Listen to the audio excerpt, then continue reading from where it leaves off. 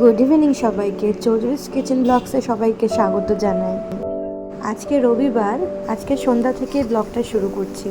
কালকের পুরো দিনটাও থাকবে। তো এখন রাত্রির 8টা বাজে, সানডে। আজকে সকাল থেকে তেমন ব্লগ আমি করতে পারিনি, ঘরের নানান কাজের মাঝে সময় হয়ে ওঠেনি। তো সন্ধ্যাবেলা আমার হাজব্যান্ড যখন আমাকে বলল যে চলো তোমাকে নিয়ে একটু বেরিয়ে আসি, তখন আমি ভাবলাম যে সন্ধ্যা থেকেই শুরু করি আর কালকের পুরো দিনটা এই ভিডিওর মধ্যে রাখবো। আমরা তেমন একটা বেরোই না, তবে প্রতি রোববার আমার হাজব্যান্ড চেষ্টা করে ওর কাজের ফাঁকে আমাকে নিয়ে একটু বেরোনোর। ওর বন্ধু দোকান দিয়েছে, তো সেখানেই আমাকে নিয়ে যাচ্ছে, বললো চলো আজকে তোমাকে একটা জিনিস খাইয়ে আনবো। তাই আমরা এখন বেরিয়েছি দুজন মিলে বাইক রাইডিংয়ে। ভালোই লাগে সন্ধ্যাবেলা এরমভাবে বেরোতে।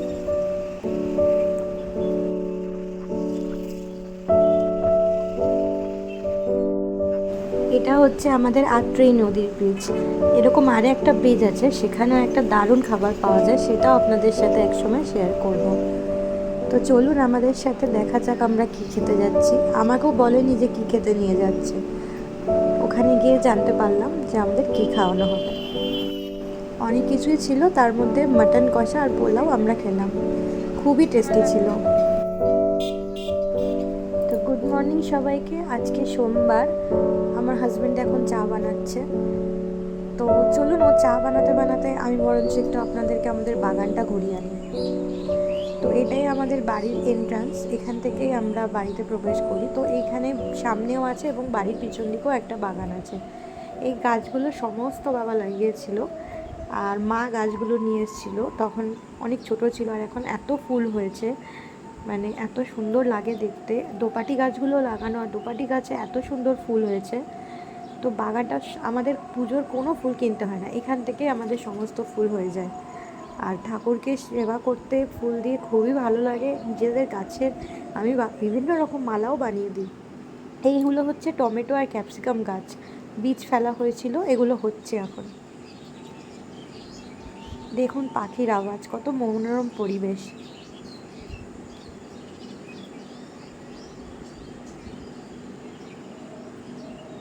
এর মধ্যে চা খাওয়া হয়ে গেছিলো, তো স্নান করে চলে এসেছি।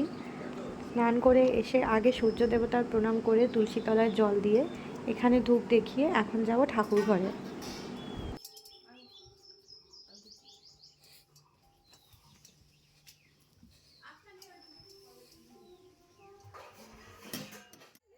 এগুলো সমস্ত আমাদের বাগানের ফুল, যেটা বাড়ির পিছনে হয়, এবং সামনের বাগান থেকেও তো আপনাদের দেখালাম এই গাঁদা ফুলের দোপাটিগুলো হয়েছে। আজকে চৈত্র মাসের প্রথম সোমবার, তাই দুটো ধুতরা ফুলও আনা হয়েছে। দেখুন ঠাকুরকে সাজানোর পর কেমন লাগছে। বাবার মাথায় জল ঢালার পর বাবাকেও দেখাবো বাবাকে কেমন সাজানো হয়েছে।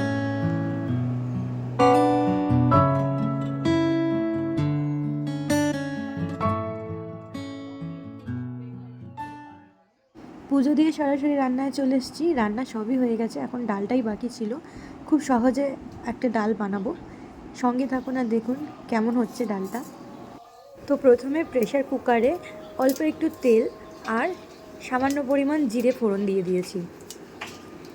এরপরে দারচিনিটা ভেঙে, দারচিনি আর দুটো তেজপাতা আর দুটো শুকনো লঙ্কা ফোড়নে দেব।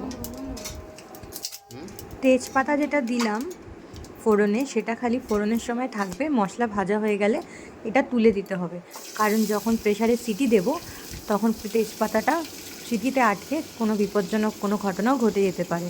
তো এটা আমি জানতাম না, আমার হাজব্যান্ড আমাকে বলল। তো এখন তার মধ্যে দিয়েছি পেঁয়াজ কুচি, অল্প একটু আদা কুচি, 3-4 কোয়া রসুন, টমেটো কুচি দিয়ে ভালো করে কষিয়ে নিতে হবে। 1 চামচ নুন আর 1 চামচ হলুদ এর মধ্যে অ্যাড করে দিয়েছি। পুরোপুরি ভালো করে ক্লিপ তুলতে পারছি না, কারণ একা হাতে করতে হচ্ছে।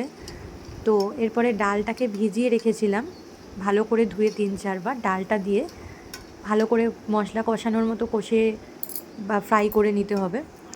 এর মধ্যে আমি আরেকটা জিনিস অ্যাড করলাম, যেটা হচ্ছে ধনে পাতার যে ডাঁটাগুলো ওইগুলো দিয়েছি, পাতাটা রেখে দিয়েছি, কারণ সিদ্ধ হয়ে গেলে সিটি দিলে সবই গলে যাবে, ওটা আমি লাস্টে ফোটানোর সময় দেব। এবার আমি জল গরম করে রেখেছিলাম কেটলিতে, তো জলটা, গরম জলটা এই ডালের মধ্যে অ্যাড করে দিচ্ছি। দিয়ে হালকা করে নেড়ে আমি প্রেসারের ঢাকনাটা আটকে দেবো। তো এটা রান্নাটা হচ্ছে বাড়ির সবার জন্য। এরপরে আমাকে গ্যাস মুছে আমার জন্য আলাদা রান্না করতে হবে, যেহেতু আজকে চৈত্র মাসের প্রথম সোমবার। তো আমি নিরামিষ খাবো। নিরামিষ আলাদা করে তরকারি ডাল এসব বানানোর কোনো ইচ্ছা নেই, তাই জন্য আমি খুব অল্প টাইমে ডালিয়া বানিয়ে নেবো। তো ডালিয়া বানানোর রেসিপি আর কি বলবো, ডালিয়াতে একটু আলু কুচি, গাজর কুচি আর একটু বিনস দিয়ে ওগুলো সিদ্ধ করে তার মধ্যে ডালিয়া দিয়ে দেবো। তো এবার আমি ঢাকাটা লাগিয়ে দিচ্ছি। হয়ে গেছে আমাদের একটা সিটি দেওয়া। এবার যে ফ্লেমটা আছে ওটাও বার করে দিচ্ছি, নাহলে মুসুরির ডাল খুব গ্যাদগ্যাদে হয়ে যায়, ওই জন্য ভালো লাগে না। তো ওই জন্য সে ফ্লেমটা বার করে দেখলাম এর মধ্যে একটুখানি জল দিতে হবে। তো জলটা দিয়ে আর স্বাদ অনুযায়ী নুনটা আমার হাজব্যান্ডকে টেস্ট করালাম, আমি তো খেতে পারবো না এটা। তো ওকে টেস্ট করিয়ে ও একটু সামান্য লবণ দিয়ে গেল। এবার ভালো করে ফুটিয়ে ধনেপাতা দিলেই আমাদের ডাল রেডি। তো ডাল রেডি হয়ে গেছে। আমি এখন যাচ্ছি কাঁচা লঙ্কা আনতে, কারণ আমি ডালিয়ার মধ্যেই কাঁচা লঙ্কা সেদ্ধ দেবো। তো গাছের কাঁচা লঙ্কাগুলো খুবই ঝাল, আর আমি ঝাল খেতে খুবই ভালোবাসি। তো নিরামিষ খাবারের মধ্যে যেহেতু সিদ্ধ খাবো, তার মধ্যে একটু ঝাল না হলে ভালো লাগে। তো আমি বেছে বেছে পাকা তিনটে কাঁচা লঙ্কা নিয়ে এসেছি। তো প্রথমে আলু কুচি, বিনস, গাজর এগুলো কুচি করে দিয়ে তার মধ্যে অনেক কিছুক্ষণটা ফুটে গেলে তার মধ্যে আমি ডালিয়াটা দিয়ে আর কাঁচা লঙ্কাগুলো দিয়ে ভালো করে সেদ্ধ করে নিয়েছি। তো পুরো চৈত্র মাসটাই আমি নিরামিষ খাবো। আমি ধীরে ধীরে ব্লগটা অনেকই বড় করব এবং প্রপারলি করার চেষ্টা করব। আপনাদের সাপোর্ট আর আশীর্বাদ পাশে থাকলে অবশ্যই চেষ্টা করব এগিয়ে নিয়ে যাওয়ার আমার চ্যানেলটাকে। তো এইভাবেই সাপোর্ট করবেন, লাইক, শেয়ার, কমেন্ট আর সাবস্ক্রাইব তো অবশ্যই করবেন, ভুলে যাবেন না। আমি আস্তে আস্তে অনেক ভালো ভালো ভিডিও আনবো, আশা করি আপনাদের সবার খুব ভালো লাগবে। Thank you for watching.